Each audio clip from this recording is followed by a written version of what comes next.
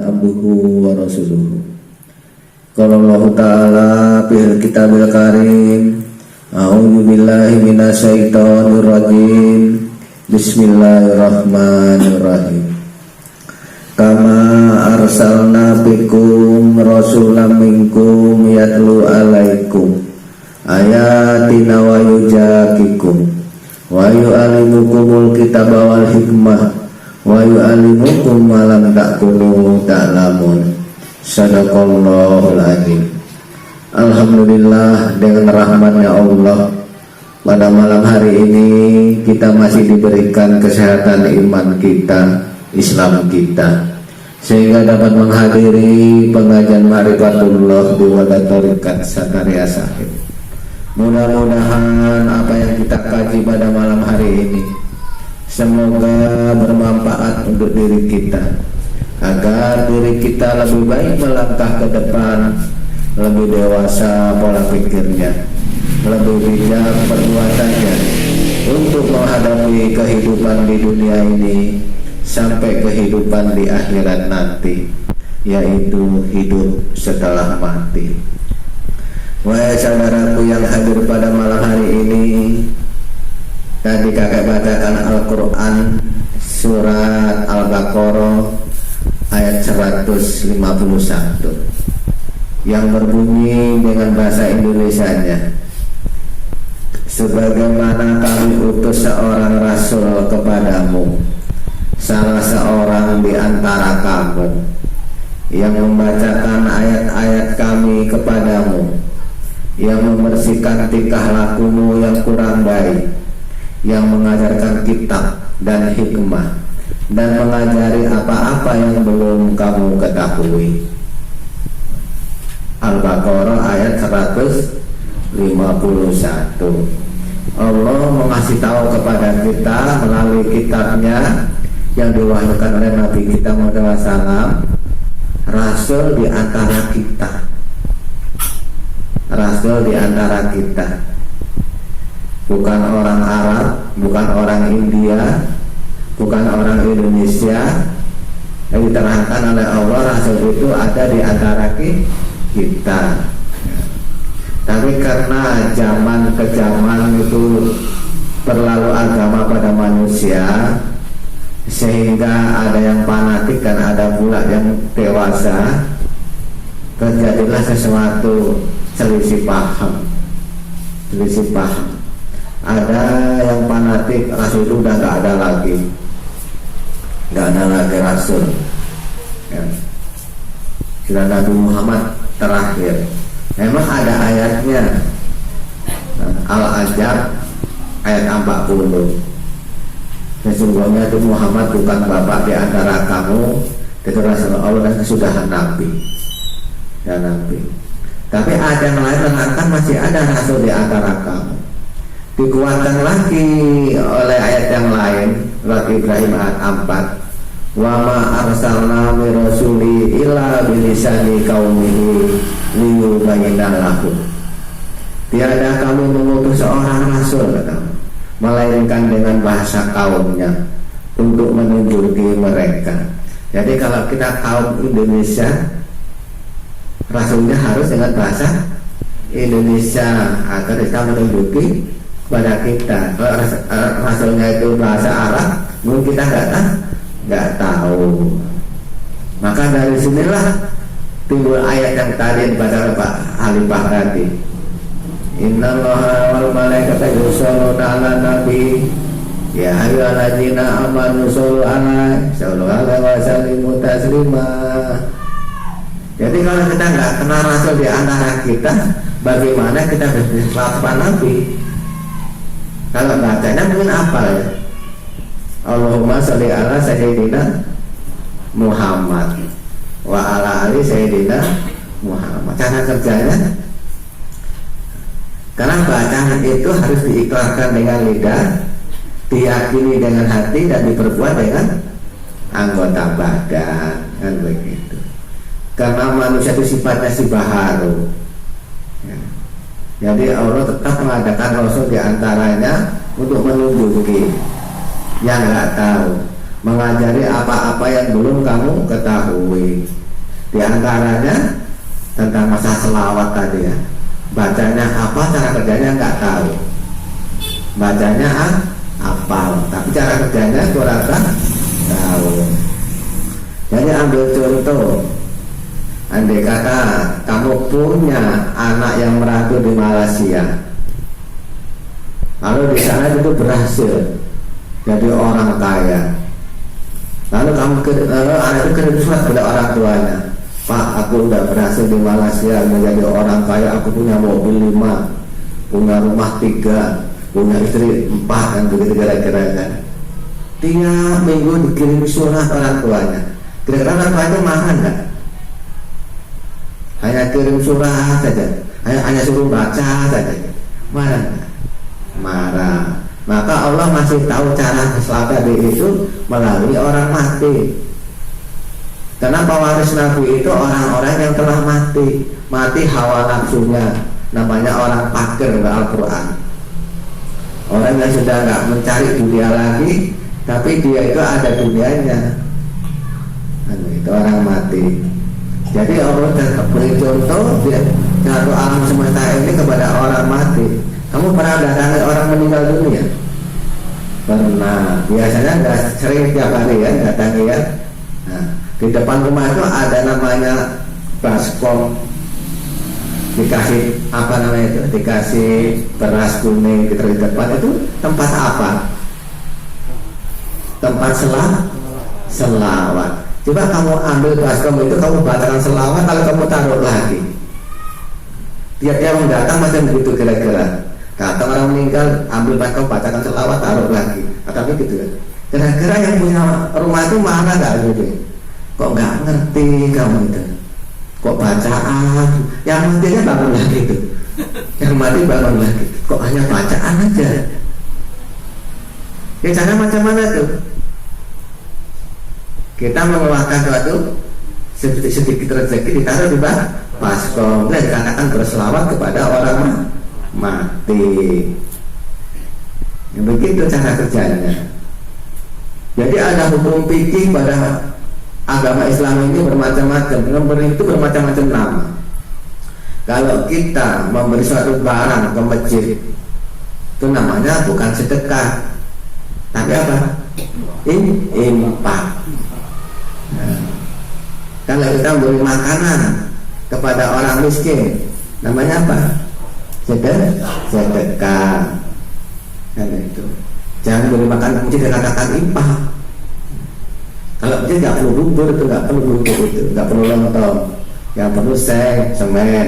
Maka yang menimpakan harta ke masjid itu namanya infak. Kalau memberi makanan pada orang miskin namanya sedekah. Kalau di bulan puasa, pada akhir bulan puasa itu bawa beras itu namanya apa?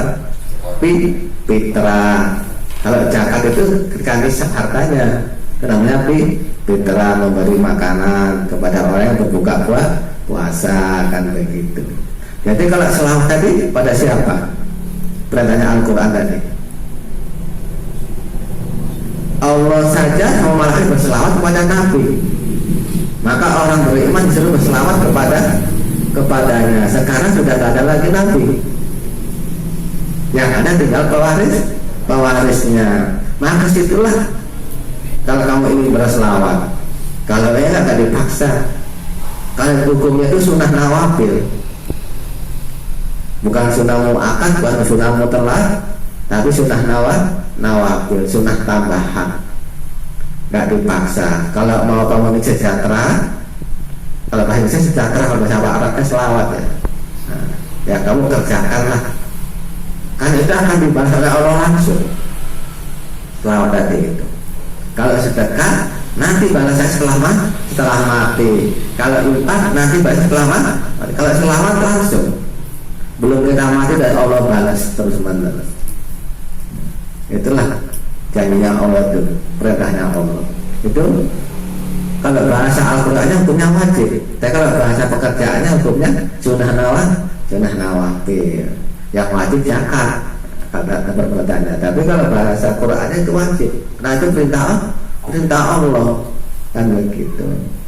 Jadi wali-wali Allah itu pewaris Nabi itu orang-orang yang mati kalau ekonominya, mati dunianya. Kalau nggak dibantu oleh orang-orang yang bersalat padanya, dia itu nggak bisa hidup ke dunianya. Maka nggak pernah beli itu. Wali-wali Allah itu nggak pernah beli apa-apa. Jadi semua itu ada kayak dia punya mobil, punya rumah, semua itu dikasih oleh orang. Itu wali-wali Allah itu. Gak pernah jadi beli mobil, beli rumah, buat rumah, gak pernah jadi. Semua itu dikasih. Mau di Al-Quran terangkan, sesungguhnya mereka itu orang yang gak punya, tapi orang mengatakan dia itu kaya. Orang fakir itu. Jadi kalau kamu ingin maju ke depan ekonomimu, ingin maju ke depan ke apa duniamu, banyak-banyak berselawat kepadanya, kata Allah tadi kan. Itu kata Allah buat kata kakek. Jadi kayak katakan materi mula kakek gitu. Kalau sama kawan namanya itu hibah.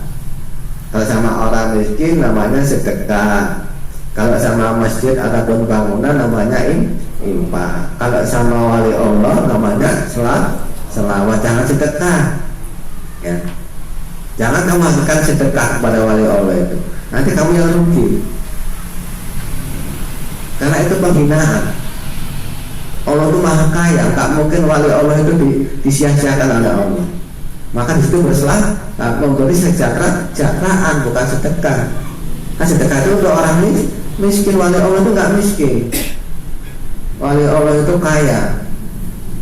Nah, tapi disitu tempatnya para harta untuk kembali kepada Tuhan, namanya selawat. Itulah gambarannya. Maka cara kerjanya digambarkan oleh orang mati tadi. Ditaruh di baskom di depan rumah. Berdatangan orang mati, masukkan koin atau duit ke tempat itu. Nanti lama-lama banyak kumpul. Untuk siapa? Untuk orang mati. Orang mati perlu dunia enggak? Enggak perlu kan? Tapi kenapa kok dikasih selawat? Karena yang perlu itu yang mengurus orang mati. Kalau orang matinya nggak perlu. Jadi kakek itu nggak perlu dunia. Yang perlu itu kamu yang mengurus kakek. Jadi kalau kamu itu nggak kaya, miskin semua, macam-macam ngurus kakek. Mau diharapkan hukum selawat di zaman Nabi dulu. Ya. Maka yang penting itu bukan Nabi bukan Nabi Muhammad, tapi untuk sahabat Nabi Muhammad. Sejahteraannya itu cara kerjanya berselawat kepada Nabi. Nabi itu nggak perlu sama dunia itu. Nggak ada Nabi yang perlu dunia. Tapi kalau jamaahnya itu nggak mau betul nggak perlu dunia, miskin, nabinya pun nggak terawat. Jadi kalau yang punya rumah itu nggak punya duit, mana mungkin yang mati kain kapan kan? Kan begitu kira-kira gambarannya. Jadi kita harus betul-betul mengetahui itu bagian kecil saja tentang masalah hukum fikih dalam agama Islam. Jangan terus dipikirkan wah kok duit terus ya. Enggak begitu. Kakek enggak mengharapkan kamu, enggak mengharapkan Allah itu maha kaya. Karena ini tadi dibukanya Pak Halifah ya, tentang masalah selawat tadi. Jadi kakek itu malu ngomong kata seperti itu. Pikirnya kakek itu materi, pikirnya malu. Tapi hanya itu untuk pelajaran bagi orang-orang yang mengharapkan kesejahteraan dunia akhiratnya. Maka berselawat kepada Nabi, kan begitu. Yang penting kita sangat kaji ini, ya. Tadi kan saya bacakan Al-Qur'annya kan, sebagaimana kami utus seorang rasul kepadamu, salah seorang di antara kamu yang membacakan ayat-ayat kami kepadamu. Berapa ayatnya Allah? Sebanyak alam semesta ini. Air laut nggak cukup untuk tintanya, pohon kayu nggak cukup untuk pena. Itulah ayatnya Allah. Yang membersihkan tingkah lakumu yang kurang baik. Artinya itu mengajarkan akhlak. Yang mengajarkan kitab, yaitu Quran dan hadis, dan mengajarkan hikmah, yaitu amalan-amalan yang bermanfaat, dan mengajari apa-apa yang belum kamu ketahui. Apa yang belum kamu ketahui? Yang nggak tertulis dalam kitab dan yang nggak terlihat oleh mata. Termasuk apa itu? Dirimu sendiri. Kamu nggak tahu siapa diri. Tahu dirimu itu siapa? Nggak tahu. Nah, maka dalam ilmu makrifat, diri manusia itu makrifat terbagi 4 yang wajib kita ketahui. Yang pertama yaitu ma'rifatul zini, yang kedua ma'rifatul insani, yang ketiga ma'rifatul nabiyyi, yang keempat ma'rifatullah, yang kelima gak boleh dikaji, ma'rifatul rabbani. Itu gak boleh dikaji, sebatas ma'rifatullah. Jadi kadang-kadang diri kita itu karena sifatnya sibaharu. Tahu sibaharu? Yang berubah-ubah sampai kita nggak tahu diri kita siapa, dan kita sendiri pun nggak tahu tujuan kemana. Hanya si baharunya. Contohnya begini, diajari di tarekat itu tentang masalah mengenal jin, mengenal setan. Karena dia itu gaib, kan? Maka nggak bisa dikaji dengan logika, maka dikaji melalui yaitu sifat kegaiban tadi itu. Tiap-tiap yang ada itu pasti ada sifatnya, walaupun dia itu maha gaib, pasti ada sifat yang dikatakan setengah gaib setengah jahil, namanya sifat. Jadi ketika kita disuruh mengenal jin ataupun setan itu nama sifat daripada jin dan manusia. Setan itu nama sifat daripada jin dan manusia. Maka jin bisa kesetanan, manusia bisa kesetanan. Tapi setan nggak pernah kejinan. Kan begitu. Jadi ketika manusia tadi nggak sadar dunia itu siapa, lalu karena dia itu ibadahnya orang yang paling baik, ya, dia titelnya tinggi, seorang ustaz, tidaknya SAG atau MAG, lalu itu merasa yang paling benar. Nah, begitu dia rasa diri dia tadi. Datanglah tetangga dia tadi itu anak muda yang tiap hari di warung tua. Pak Ustadz diam saja, nggak pernah open kepada anak itu. Tapi ketika anak itu belajar ngaji kepada seorang guru, spontan Ustadz pun mendatangi anak itu. Jangan ikut ngaji, nanti sesat. Jadi sifat yang selalu melarang orang baik itu sifat siapa? Sifatnya setan. Cuma titelnya MAG, master agama, tapi kemasukan setan. Nggak sadar diri dia telah kemasukan setan. Dia nggak sadar diri dia itu siapa. Andai kata dia itu mengaji ma'rifatullah, mengaji ma'rifatul zini, tadi dia itu malu nengok dirinya sendiri bahwa dia seorang ustaz telah kemasukan setan. Setiap orang yang melarang berbuat baik, udah jelas itu setan. Kalau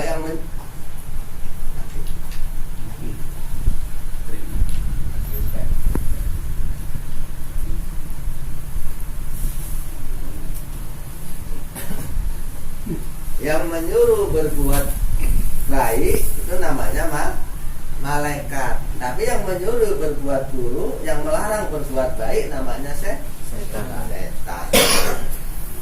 Jadi jangan pandang kamu itu seorang khalifah berjubah, amalannya banyak, kajinya pandai, tapi ketika ada orang berbuat baik kamu larang-larang, nanti kamu kelompok golongan setan. Jadi kamu tadi kelompok golongan setan, maka hati-hati ngaji diri. Ya begitu kan? Jangan sampai kita manusia yang ganteng macam gini, saksi Tuhan, saksi Nabi Muhammad, yang kita sumpahkan kan, asyhadu alla ilaha illallah wa asyhadu anna rasulullah, saksinya Allah, saksinya Muhammad, ganteng macam gagak kelintang ini, tahu-tahu berwajah setan. Ketika meninggalkan badannya, wajahnya setan.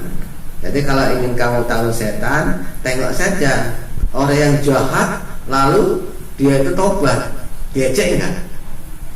Yang ngejek itulah setan. Itu kalau ingin tahu setan. Setan bersopan kadang, jenggotnya panjang kadang.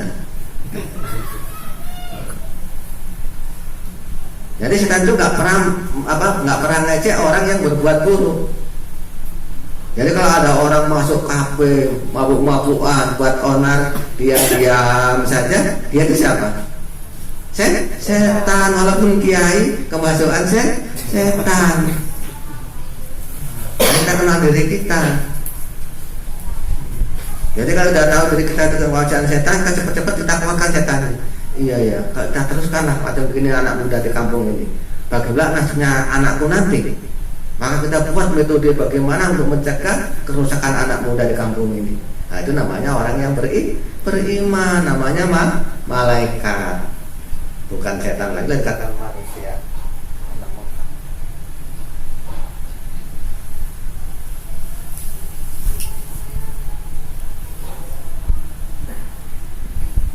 Jadi mudah-mudahan saudara semua memahaminya tentang masalah hal ini. Tentang masalah mengenal diri. Karena selama ini kamu nggak tahu dirimu itu siapa. Sekarang kamu udah tahu kan. Jadi ketika kamu itu ngejek orang tobat, berarti kamu itu setan. Ketika kamu itu mendukung orang tobat, memuji-muji orang tobat, berarti kamu itu manusia sebangsa malaikat. Kan begitu. Kadang-kadang manusia itu lupakan dirinya. Itu manusia atau hewan? Nggak tahu juga. Tadi kan nggak tahu kan mengajari apa-apa yang belum kamu ketahui. Jadi manusia itu rahasia kan? Manusia itu rahasia ya, rahasia Tuhan. Jadi kadang-kadang nggak tahu dirinya itu siapa, hewan atau manusia. Contohnya begini, ya. Manusia itu makhluk yang sosial. Sifatnya itu berkelompok, bergotong royong sifatnya. Tapi kalau hewan sifatnya itu sendiri-sendiri. Jadi kalau kita di kampung ini nggak mau bermasyarakat,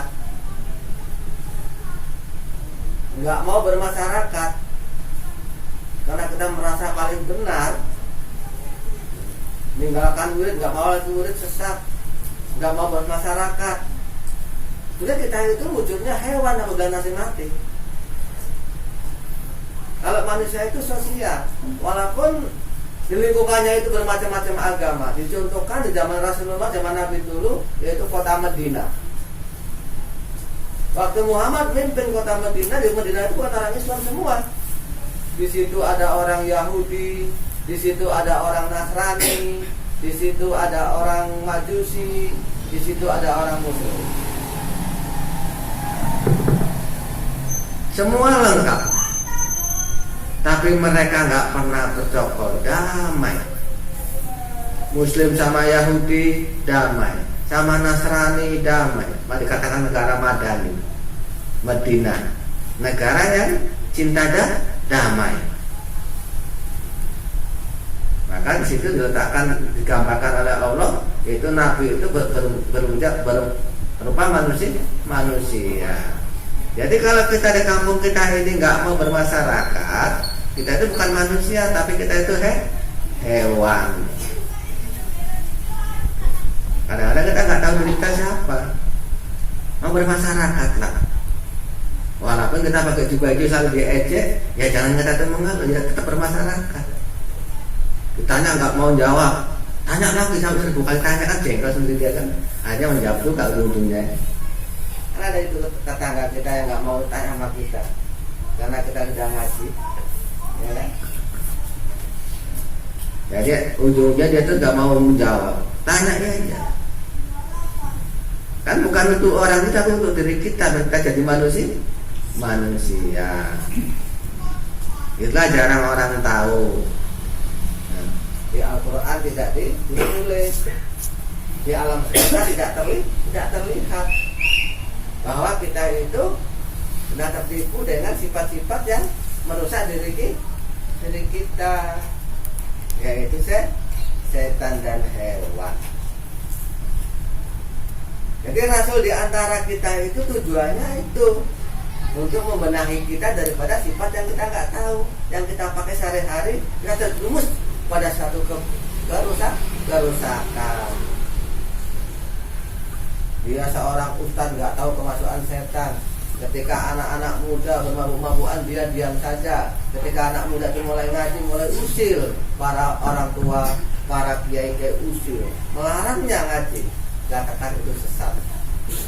Sementara jika dia itu mabuk, dia nggak pernah mengatakan itu sesat. Itulah orang yang tertipu dengan sifat yang dia nggak tahu. Dan kita mengaku manusia itu sifatnya berkampung-kampung, nggak ada sendirian. Bisa kamu sendirian walaupun kamu kaya. Jauh dicoba kamu tuh jadi orang kaya, satu pulau 9 itu aja. Mampu nggak? Nggak berteman. Pasti kamu nggak kerasan. Jadi manusia sifatnya itu berkelompok, bermasyarakat. Jadi kalau kita nggak mau bermasyarakat, namanya bukan manusia. Itulah satu gambarannya yang kita selama ini nggak tahu. Jangan mentang-mentang kamu Islam, kamu Kristen, kamu tuh nggak akur. Berarti kamu bukan manusia. Memang betul kamu Islam, malah paling bagus kamu sama orang itu. Tetangganya sini Buddha, orang Cina, sini orang Batak, orang Kristen, kita Muslim. Nah, kita buat contoh untuk mereka yang terbaik bermasyarakatnya. Itu namanya Islam, namanya manusia. Ya kalau kamu tuh seangkuh nengok dia itu macam musuhnya, sampai nggak mau menjak halaman rumahnya, itu bukan manusia lagi. Itu pasti hewan. Jadi hari kita renung diri kita sendiri. Jangan sampai kita tuh merugi di akhirnya nanti. Yaitu ketika meninggal dunia, wujud kita bukan manusia tapi hewan.